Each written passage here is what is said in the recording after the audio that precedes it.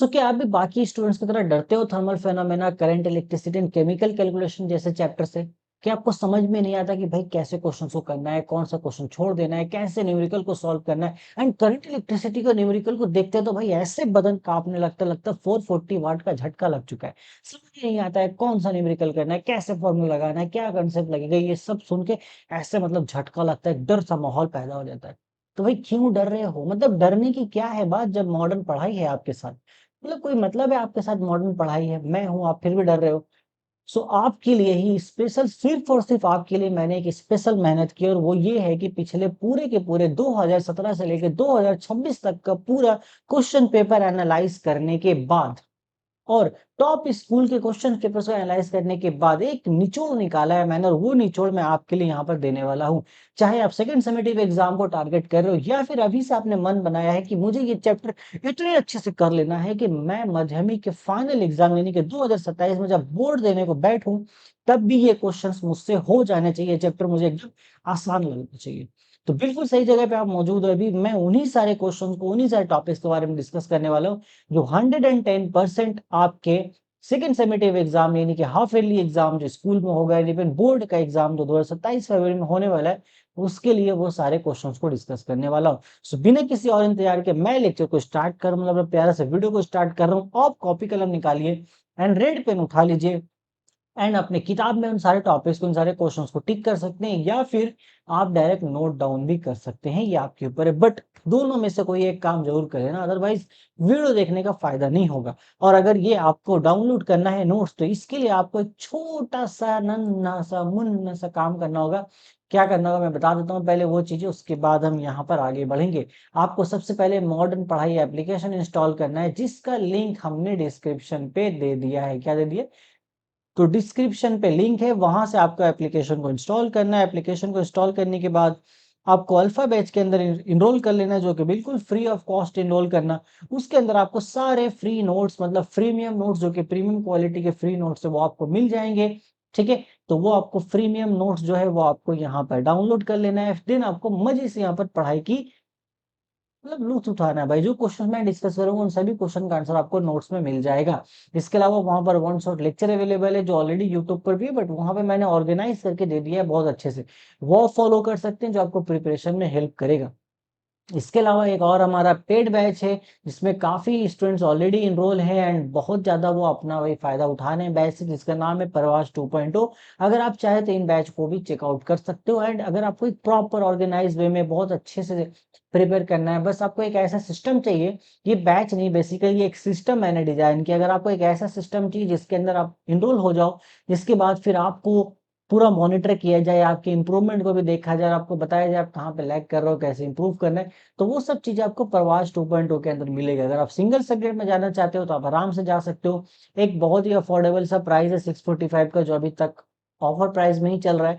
अब बाकी अगर आपको पूरा पांच नहीं 7 सब्जेक्ट चाहिए, जिसमें 7 सब्जेक्ट में आपका इंग्लिश है, एंड देन आपका फर्स्ट लैंग्वेज हिंदी, आपका हिंदी फर्स्ट लैंग्वेज हो सकता है, इंग्लिश है तो वेल एंड गुड, इंग्लिश तो है ही इंक्लूडेड। अगर उर्दू है तो उर्दू के लिए भी क्लासेस स्टार्ट हो जाएंगे, अभी हुआ नहीं, बट उर्दू के लिए भी क्लासेस स्टार्ट होंगे। एंड इसके अलावा बाकी आपका history, geography, physical science, biology and maths, ये सब चीजें उसमें इंक्लूडेड है। साथ में उसमें हमने आपके लिए बहुत अच्छा मॉडर्न पढ़ाई स्मार्ट नोट्स हमने यहाँ पे डिजाइन किया, जो आपको मैंने उसमें दे रखा है। एक ऐसा नोट्स है जो देखोगे तो आप बोलोगे भाई ये क्या है, मतलब ऐसा भी नोट्स हो सकता है, ये आप सोचोगे। इतना बेहतरीन नोट्स मतलब उसके अंदर। फिर आपको मॉक टेस्ट है, टेस्ट रेगुलर बेसिस पे होते रहते हैं, आपका मॉनिटर किया जाता है। सो अगर आपको पूरा सिस्टम ज्वाइन करना है, देन आप एक अफोर्डेबल प्राइस में ज्वाइन कर सकते हो। मैं तो बोलूंगा अगर आप लाइक करते हो डिस्ट्रैक्शन बहुत ज्यादा, तो ये सिस्टम ज्वाइन कर लेना, बहुत बेनिफिट मिलेगा आपको। खैर, आज की वीडियो के टॉपिक पर आ जाते हैं। अभी हम यहाँ पे बात कर रहे हैं अपना फिजिकल साइंस के उन सजेशंस के बारे में जो आपके लिए बहुत ज्यादा इंपॉर्टेंट है। देखो, सबसे पहले हम बात करते हैं यहाँ पर थर्मल फिनोमेना वाले चैप्टर के बारे में। इसमें बहुत ज्यादा ही दिक्कत होती है। ये चैप्टर में बहुत ज्यादा नहीं, इसमें 5 मार्क्स का क्वेश्चन बनता है, और 5 ही टारगेटेड टॉपिक्स है, जहां से हमारे एग्जामिनर का फेवरेट पार्ट है, जहां से वो क्वेश्चंस बनाते हैं। एक एक करके अगर मैं आपको गिनती गिनाऊंगा तो आप बहुत आसानी से इसमें समझ जाओगे। देखो, पहला गोल्डन रेशियो, यानी कि अल्फा बीटा गामा का जो रेशियो, वो आपको पता होना चाहिए, वो रिलेशन आपको पता होना चाहिए। देन आपको स्केल ट्रैप में फंसाया जा सकता है, लाइक केल्विन दिया है, आपको सेल्सियस में कन्वर्ट करना है, सेल्सियस दिया है, केल्विन में कन्वर्ट करना है, ये सब आपको दिया जा सकता है। एंड बाई मेटालिक स्ट्रिप का जो एक कंसेप्ट है, ये चीजें आपको पता होनी चाहिए। तो देखो पहला क्वेश्चन यहाँ पर ऐसा आपको आ सकता है कि आपको coefficient of linear expansion, superficial या वॉल्यूम एक्सपेंशन, तीनों में से किसी का भी कोएफिशिएंट आपसे पूछा जा सकता है, alpha, comma, beta and gamma के बीच का रिलेशन। ये सब मैंने बहुत अच्छे से इन डिटेल अपने वन शॉर्ट वीडियो में बता रखा है, जिसका लिंक मैं डिस्क्रिप्शन पे दे दूंगा।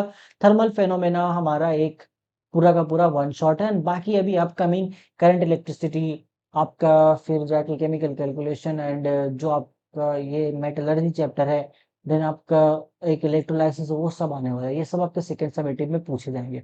Then anomalous expansion of water आपको पता होना चाहिए, इसका क्रिटिकल इकोलॉजिकल सिग्निफिकेंस क्या एक्वेटिक लाइफ के लिए वो पता होना चाहिए आपको। ये आप अच्छे से स्टडी करना, वन शॉट देखो सब उसमें डिस्कस है। And real and apparent expansion के बीच का आपको डिफरेंस पता होना चाहिए। लिक्विड में दो एक्सपेंशन होता है, रियल और एपरेंट, ये लॉन्ग क्वेश्चंस में आएगा। इसके अलावा दो टॉपिक और है जो आपको स्टडी करके जाना है। एक बायोमेटालिक स्ट्रिप जो कि 2 मार्क्स में आने के चांसेस बहुत ज्यादा है, इसका यूज क्या है वो आपसे पूछा जाएगा। एंड देन लास्ट में जो कंडक्टिविटी है, कंडक्टिविटी का जो एक डेरिवेशन हम निकालते हैं जो आता है, वो आपको पता होना चाहिए। वो एक छोटा सा लास्ट में डेरिवेशन वो आप कर लेना अच्छे से, वो बहुत इंपॉर्टेंट है। करंट इलेक्ट्रिसिटी बहुत बड़ा चैप्टर है, सारे ही टॉपिक्स इंपॉर्टेंट है, बट उसमें से भी जो मोस्ट रिपीटेड है वो है आपका ओम्स लॉ। इसका ग्राफिकल रिप्रेजेंटेशन वी आई का, ये आपको पता होना चाहिए ओमिक कंडक्टर के लिए। तो ओमिक कंडक्टर सिंपली जो ओम्स लॉ को फॉलो करते हैं वो ओमिक कंडक्टर होता है, जो ओम्स लॉ को फॉलो नहीं कर रहे हैं वो क्या होता है, नॉन ओमिक कंडक्टर। बहुत सिंपल। दूसरा है आपका फॉर्मूला डिराइव करना आपको इक्विवेलेंट रेजिस्टेंस के लिए, when multiple resistors are connected in parallel. तो सिंपली ये जो फॉर्मूला होता है 1/r is equal to 1/r1 plus 1/r2, ये फॉर्मूला आपको डिराइव करने के लिए आ सकता है। तीसरा जूल्स लॉ आपको पता होना चाहिए, उसका पूरा मैथमेटिकल एक्सप्रेशन आपको निकालना होगा डिराइव करके। फिर Fleming's left hand rule and explain करना होगा आपको working principle of Barlow's wheel. ये बहुत इंपॉर्टेंट है, ये सारे टॉपिक्स बहुत ज्यादा, मतलब बहुत ही ज्यादा। आगे अगर मैं चलूं तो इसमें भी आपका दूसरा चैप्टर आ जाता है, बट करंट इलेक्ट्रिसिटी में मैं आपको कुछ और टॉपिक्स यहाँ पर सजेस्ट करना चाहूंगा।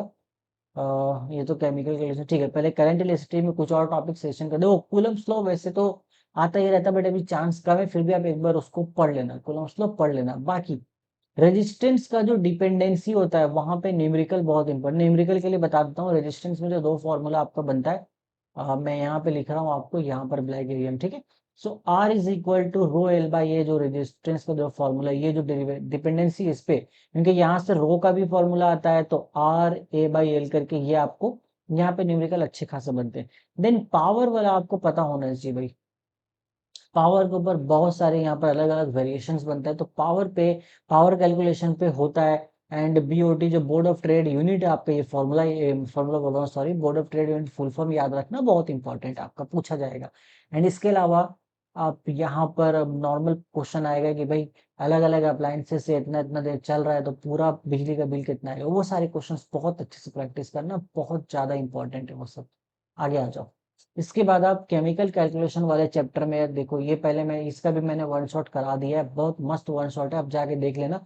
जितना मैंने उस चैप्टर में पढ़ाया उतना अगर आप कर लोगे तो कोई नहीं रोक सकता आपको एक अच्छा मार्क्स स्कोर करने से, इसकी गारंटी मैं ले सकता हूँ। बाकी ये क्वेश्चन आप कर लेना, इस टाइप के क्वेश्चन आपको करने हैं जैसा लिखा है मैंने, इसको पढ़ लीजिए आप अपने एंड से, वो मैं नहीं पढ़ूंगा। सेकंड क्वेश्चन में बताता हूँ, इसमें वेपर डेंसिटी आपको डिटरमाइन करना होगा, फिर given gas and its molecular weight. तो आपको पता होना चाहिए कि रिलेशन होता है molecular weight is equal to 2 times of vapour density, या फिर vapour density is equal to half of molecular weight, ऐसा। तो ये दोनों में आपके इंटरचेंज में कैलकुलेशन होता है। बैलेंस कॉम्प्लेक्स केमिकल रिएक्शन के लिए आपको बोला जा सकता है, बस ऐसा न्यूमेरिकली आता है। थ्योरेटिकल क्वेश्चन की बात करें, law of conservation of mass यहाँ पर दिया गया, मास एनर्जी, बस वो एक याद कर लेना, वो आपसे थ्योरेटिकल में बोले पूछ सकते हैं, बाकी सब इसमें न्यूमेरिकली ज्यादा है। हाँ बहुत ज्यादा होगा तो आपसे वेपर डेंसिटी का वो डिफिनेशन पूछ सकते हैं, बस ये है एक, ओके। बाकी इनऑर्गेनिक केमिस्ट्री में आ जाते हैं, क्योंकि ये भी आपका पार्ट है इस बार के लिए, जो कि आने वाला है सेकंड समिटिव में। सो डिटेल्ड हार्बर प्रोसेस आप कर लेना अमोनिया सिंथेसिस के लिए, एंड एक्सप्लिसिटली आप यहाँ पे थोड़ा सा required temperature, pressure and catalyst, इस पे ज्यादा अच्छे से ध्यान देना, ये अच्छे से आपको जब भी हार्बर प्रोसेस आए तो इन टॉपिक्स अच्छे से ध्यान देना। दूसरा कॉन्टेक्ट प्रोसेस होता है, जो कि सल्फ्यूरिक एसिड का मैन्युफैक्चरिंग के लिए होता है आपका H2SO4, ये बहुत अच्छे से करना। एंड जब H2SO4 को हम प्रिपेयर करते हैं तो ओलियम भी यहाँ पर बनता है, क्या बनता है बेटा, ओलियम। तो ओलियम का जो जो ओलियम बीच में बनता है उसकी क्या प्योरिटी होती है, वहां से सल्फ्यूरिक एसिड कैसे बनता है, वो वाला स्टेप ज्यादा अच्छे से ध्यान देना। देन हाइड्रोजन सल्फाइड का आपको यहाँ पर पता होना चाहिए कैसे बन रहा है, इनका केप सेपरेटर्स में, ये पूरा ये बहुत इंपॉर्टेंट ये सब है। वैसे इनऑर्गेनिक केमिस्ट्री आपस में बहुत बड़ा चैप्टर, मैंने ऑलरेडी इसको पढ़ा रखा है भाई, 3 आवर्स का अप्रोक्स लेक्चर है वो, आप उसको देख लेना, लास्ट ईयर का है, बट यस वो बहुत इंपॉर्टेंट है, उससे आपको बहुत हेल्प मिलेगा, सारे ही टॉपिक्स उसमें इंपॉर्टेंट सब कवर है, जो मैं यहाँ बता रहा हूँ ऑलरेडी वो भी कवर है। ऐसा नहीं सिर्फ इसको ही पढ़ के चले जाना, नहीं इसको पढ़ना है आपको, इसके अलावा और भी पूरा चैप्टर पढ़ना, बट ये ज्यादा इंपॉर्टेंट है पढ़ने के लिए, ये ध्यान देना, ठीक है। इसके अलावा भैया आप नाइट्रोजन के बारे में थोड़ा सा पढ़ लेना इसमें, जो कि अच्छा रहेगा आपके लिए। फिर यूरिया के बारे में पढ़ लेना कि यूरिया का प्रिपरेशन आने का चांस तो कम है, बट यूरिया का यूज कहाँ पर होता है वो चीज आप कर लेना।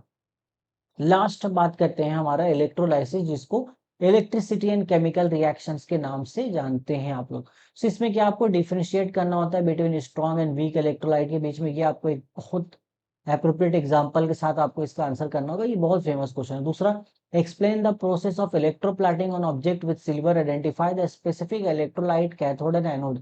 ये बहुत इंपॉर्टेंट है आपको, तो पहला बात देखो, इलेक्ट्रोप्लाटिंग का आपको डिफिनेशन पता होना चाहिए, इलेक्ट्रोलाइसिस का डिफिनेशन पता होना चाहिए, इलेक्ट्रोप्लाटिंग का डिफिनेशन पता होना चाहिए। इलेक्ट्रोप्लाटिंग में एनोड में कौन सा मेटल होता है, कैथोड में कौन सा होता है। इट मींस कि एनोड में आप किसको रख रहे हो, जिसके ऊपर आपको इलेक्ट्रोप्लाटिंग करना है, या फिर या फिर जिसके थ्रू इलेक्ट्रोप्लाटिंग हो रहा है, ये एकदम क्लियर आपको पता होना चाहिए, ठीक है। इसका भी वन शॉट पहले से है, वो लास्ट ईयर का, वो आप देख सकते हो, इस ईयर का आने वाला है काफी जल्द। बाकी स्पेसिफिक ऑक्सीडेशन और रिडक्शन रिएक्शन आपको पता होना चाहिए।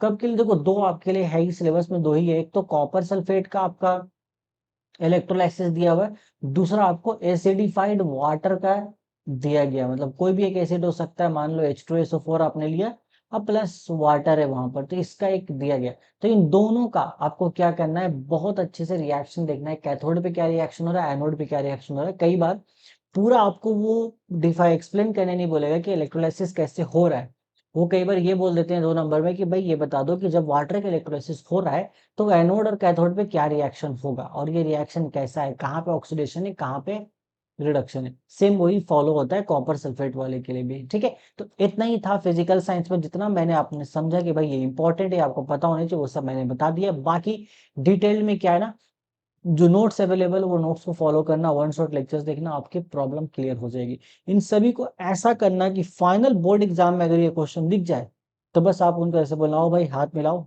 ये तो मैं आपको पहले ही कर चुका हूँ, ठीक है, आ जाओ मुझसे भी हाथ मिला लो, नहीं मिलाओगे नाराज हो गए, मिला लो यार, ताली मार दो, ताली, ये लो, ताली खत्म, ठीक है।